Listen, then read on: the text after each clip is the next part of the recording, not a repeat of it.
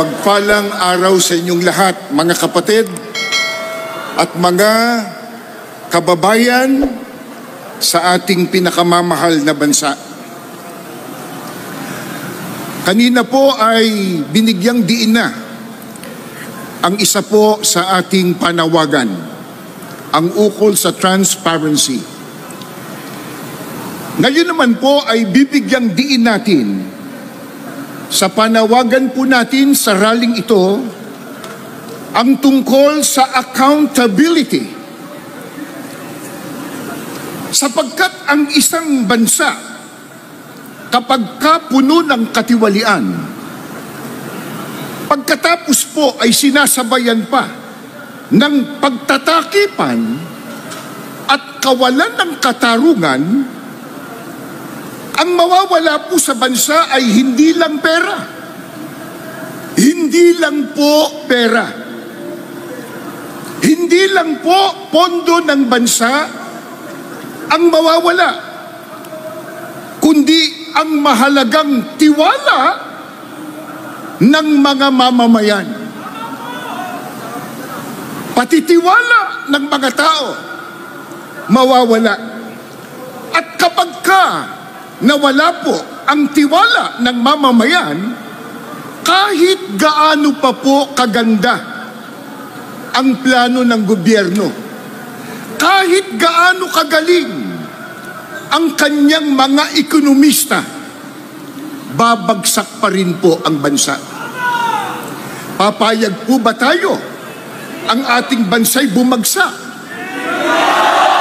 Papayag po ba tayo? Hindi po.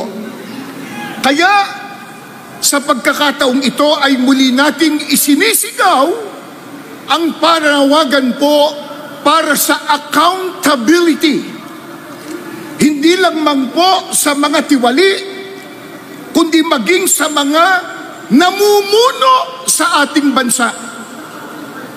Sapagkat ang tunay pong leader, mga kaibigan at mga kababayan, hindi lamang po dapat magaling sa salita, kundi handang managot sa bawat kilos at desisyong ginagawa niya para sa bayan at maging sa mga nagaganap sa gobyerno sa ilalim ng kanyang pamamahala.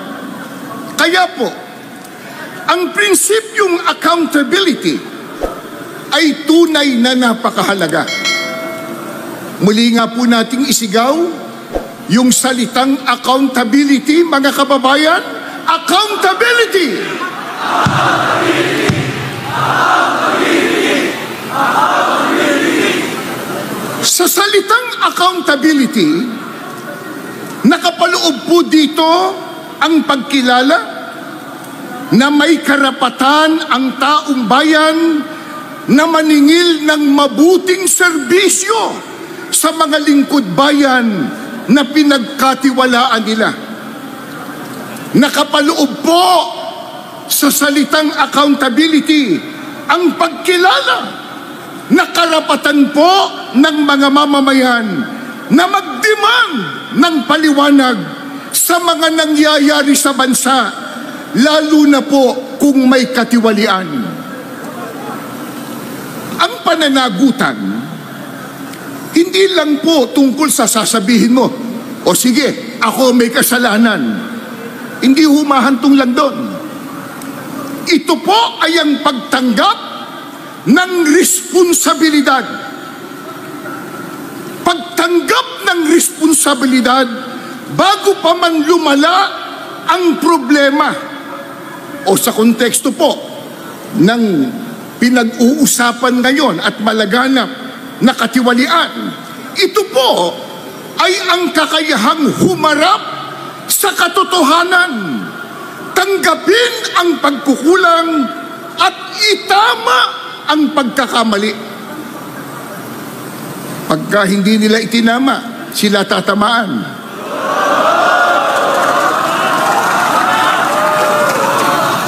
Kaya, mga mahal po naming mga kaibigan at mga kababayan, paumanhin po sa gagamitin nating termino. Kinakalampag po natin ngayon ang nasa pamahalaan. Nangangalampag po tayo. Opo, may pananagutan po ang mga namiminuno sa ating bansa. Accountable sa taong bayan na naglukluk sa inyo sa kapangyarihan. Subalit, alam po ba nyo, mga mahal po naming kababayan, kung ano po ang nakakabahala, nakakangamba? Ano po yun? Nakakabahala po na sa halip na palinawin ang issue, meron pong ilan sa mga nasa kapangyarihan ang pilit na binabaluktot ang batas. Bakit? Upang makaiwas po sa pananagutan yung mga taong dapat na managot. Kaya, sa halip po na palitawin ang tama, pinipilit pong ipagtanggol ang mali. Sa panong paraan? Sa pamamagitan ng mga paglilihis ng issue para mapagtakpan ang mga sangkot sa katiwalian. Nabanggit kanina ng isa nating tagapagsalita, diversionary tactics. Isipin po ninyo, mga kababayan, mga mahal po naming mga kaibigan, kapag ang taong dapat sanang nangunguna sa pagpapatupad ng batas, siya mismong bumabaluktot nito.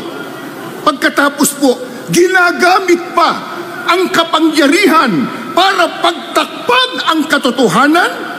Paano pong mananaig ang accountability? Napakinggan naman po nyo at napanood pa, di ba? Lawmaker, law enforcer, naging law bender.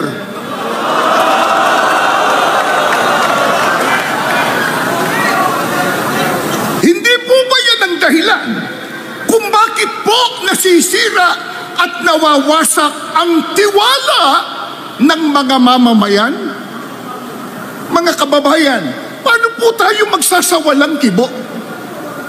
Paano tayo hindi kikibo sa issue sa panahong dapat sana nagkakaisa ang sambayanan para mapanagot ang mga dapat managot, lalo na ang mastermind? Bakit ngayon tila nagkakawatak-watak ang bansa? Ang iba po, nalinlang, kaya naging mas interesado po sa issue ng notaryo. Ang pinag-uusapan dito yung pagnanakaw eh. May nagsabi na yun ang nagnakaw. Ang iniimbestigahan, yung tumitistigo. Yung iba po, nadaya. Kaya ang interes, napunta po sa SALN. Yung iba, ang naging focus po, yung COMELEC campaign donors. Bakit? Inililigaw kasi yung issue. Hindi po ba naisip natin yon, mga mahal po naming kaibigan at mga kababayan? Hindi kaya namamanipula ng mga pasimuno sa katiwalaang ito ang mga mamamayan? Kasi po, pagka nagkawatak-watak tayo, talagang hindi po matutumbok ang utak ng sindikato. Hindi sila mapapanagot sa kanilang napakalaking pagnanakaw na ginawa sa buong istorya ng ating bansa. Tandaan po natin, kapag walang pananagutan, wala pong progreso. At kapag walang progreso, ang magdurusa, hindi po ang pamahalaan, kundi ang mga kaawa-awang ordinaryong mamamayan katulad po natin. Kaya, huwag po nating kalilimutan. Una, nabanggit na po, accountability.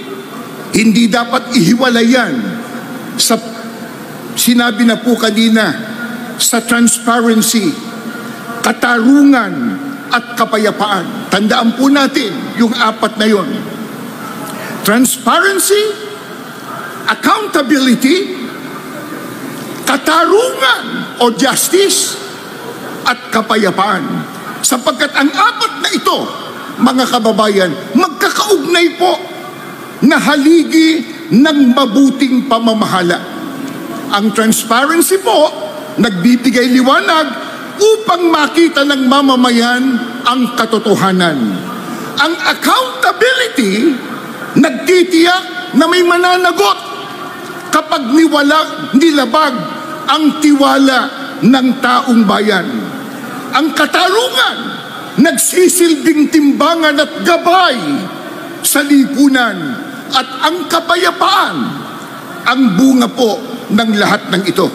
Kaya, saan man pong sistema ng pamahalaan, kapag isa man dito ay bumagsak, kasabay nitong bumabagsak ang tiwala ng bayan.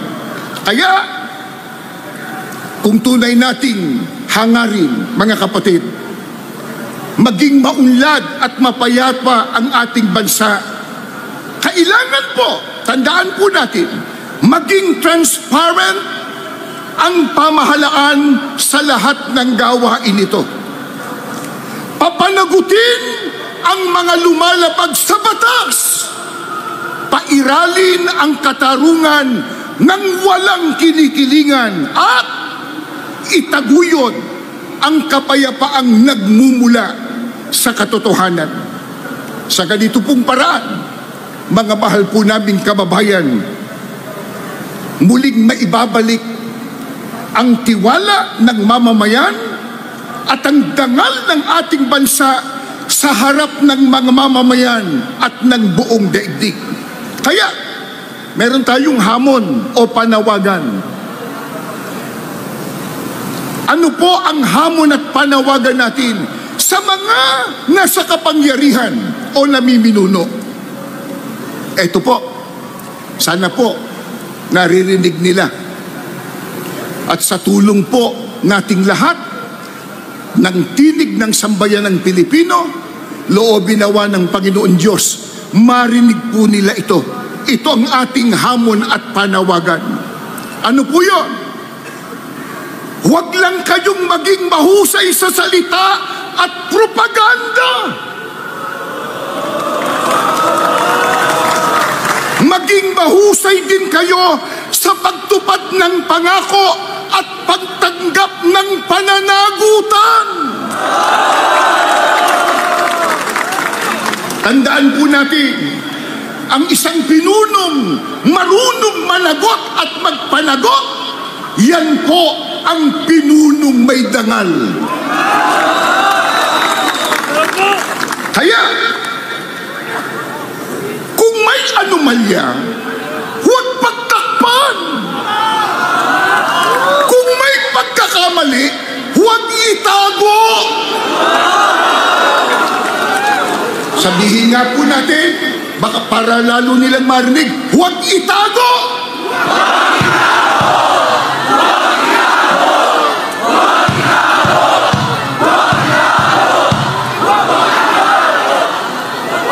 Sabihin po natin sa kanila at nawa ay kanilang naririnig.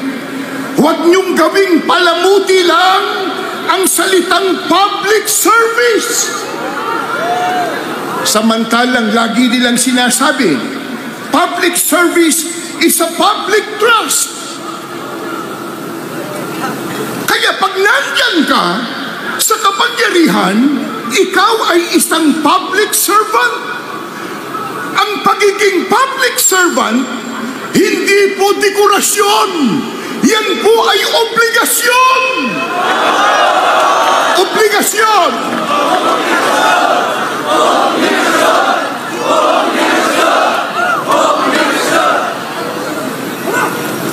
Ngunit wag po nating kalilimutan, mga kababayan, na tayo po, na mga mamamayan, meron ding tungkulin. Meron din po tayong obligasyon. Meron din tayong pananagutan. Ano po yun? Ito po ang pananagutan laban ng lahat ng mga Pilipino. Bakit? Bakit laban ito ng lahat ng Pilipino? Tayo yung bumoboto. Tayo po yung nagbabayad ng buwis. Tayo po ang bumubuo ng lipunan. Kaya ito ay laban ng Pilipino. Ano po ang ating tungkulin at pananagutan? Mga kababayan, tungkulin po nating manindigan para sa katotohanan. Huwag nating itago ang katotohanan.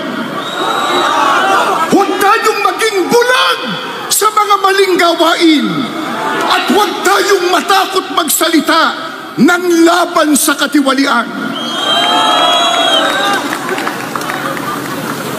Pero tandaan po natin, mga mahal po naming kaibigan at mga mamamayan, hindi po natin kailangang mag-aklas ng may karahasan.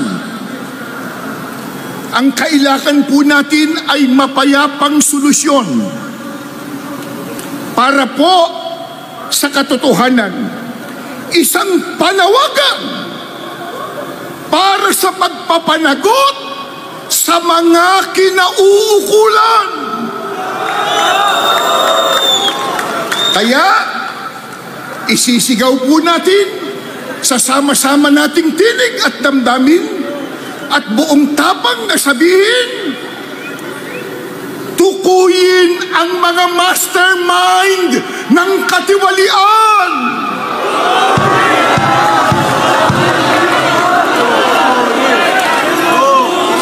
Panagutin po natin ang dapat managot.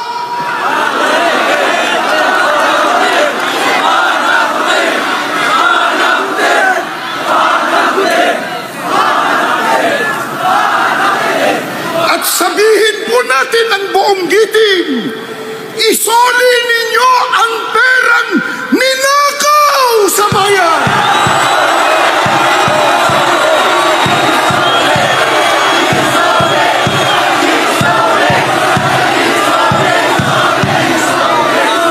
Mga mahal po naming kaibigan at mga kababayan, hindi pa po huli ang lahat. Kung tayo po, ang buong sambayan ng Pilipino, maninindigan tayo para sa accountability, kasabay po ng transparency at justice, maaari pa po nating ibangon ang ating mahal na bansa na nasalanta at binaha ng korupsyon. Kaya, ang hangad po natin para sa ating bansa, pinakamamahal nating bansang Pilipinas, isang gobyernong hindi takot managot at magpanagot, at mga mamamayan na sa paninindigan hindi matatakot.